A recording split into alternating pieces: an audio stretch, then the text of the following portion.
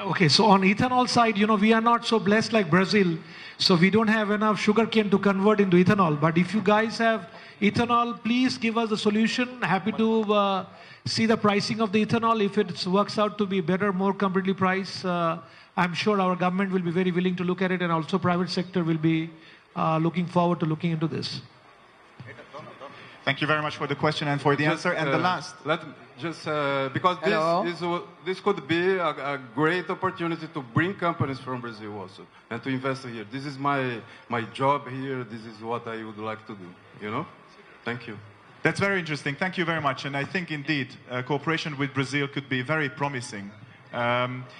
We have time for one final question, and I would like to give the word to Mr. Imran over there.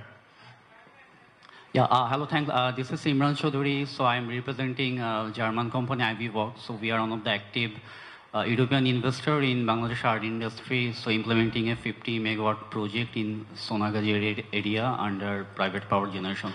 So I'd like to make my question very specific. So my question to maybe Bark sir or the Shredder sir, that we all know that land is one of the biggest problem in the country.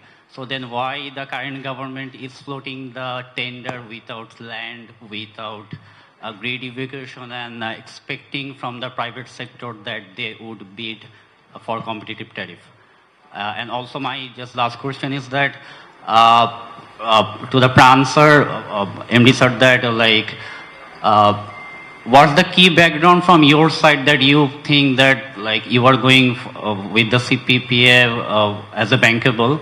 Because as a foreign investor, what we think that it's really tough to sign a kind of private power purchase agreement with a private sector in Bangladesh, for the payment guarantee issue. Yeah, thanks. So 1 minute. It has been mentioned by Chairman Shredder regarding the land issue. We are aware, because the government is in a right position to reply this question, not me. But still, I am aware that the ministry was considering this issue before floating the tender initially.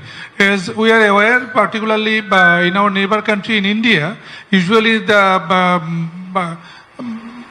government or public sector, in fact, they provide land and transmission line to the substation.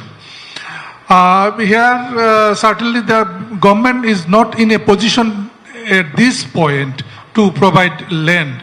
But the government, particularly Mr. Fazul Kabir Khan, is in thought that the land, if the government can provide land and the transmission line, then the per unit cost will come lower further. So they are, or the government is considering this. But in these tenders, that provision has not been made, but it is in the thought. Thank you.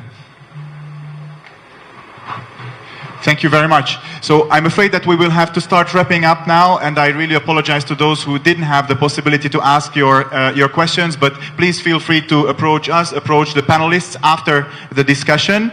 Let me just try to conclude with some thoughts and remarks and some summary from my side before concluding today's session. So, and I would like to really recall the words of His Excellency, the Chief Advisor from earlier today, where he was suggesting to do business with purpose and to change the world by doing business. And I think really the renewable energy sector is probably one of the best sectors to really do business and change the world at the same time, because renewable energy is good for the environment and for the climate. And 10, 20 years ago, if you were in renewable energy, then that was your main motivation. But by today, renewable energy has really become the cheapest source of electricity, very competitive all over the world, and especially in a country like Bangladesh with a lot of sunshine, with ideal geographical conditions. Investing in renewable energy, both downstream deployment and upstream manufacturing, really helps to improve competitiveness of every country. And renewable energy deployment as well as manufacturing create a lot of jobs locally, and these are local jobs. So there are plenty of reasons for investing in renewables and for creating an enabling regulatory framework for renewables. And Bangladesh is renewable energy potential is really vast and so far mostly untapped. But we see that there is a lot of opportunity here and a lot of movement, and it's great to see the strong ambition of the government. And Europe is, as was said by Ambassador Miller, is extremely motivated and a very interesting partner, bringing technology, financing, technical assistance through what we call the Global Gateway initiative.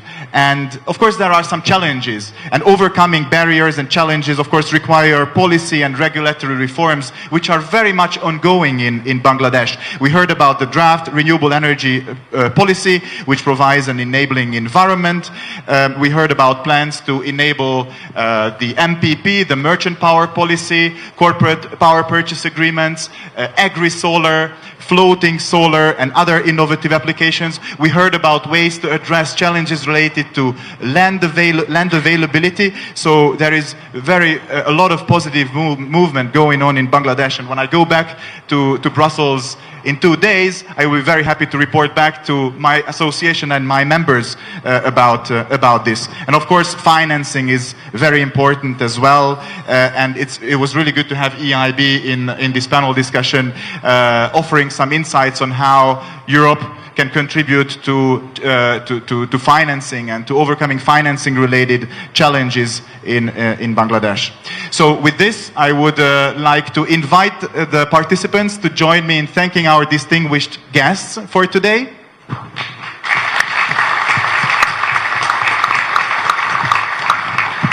Thank you very much for this very insightful and interesting panel discussion. Thank you. Thank you very much, Mr. Matej Heis, for an excellent moderation of the panel discussion. I would like to request the panelists to please come up forward for a group photograph.